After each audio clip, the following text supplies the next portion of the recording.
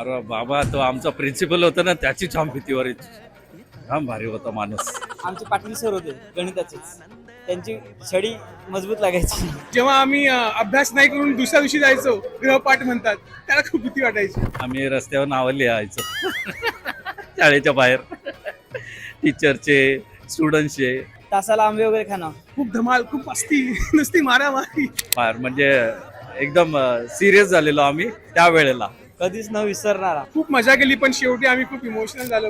अरे बाबा, 15 के 15, 15 दुने 30, 15 ते 45, 15 ते 60, त्याच्या पुढचं येत नाही. 15 75 पुढचं भासलो. मला जास्त नाही, 15 दुने 30, 15 ते 45, दॅट्स इट.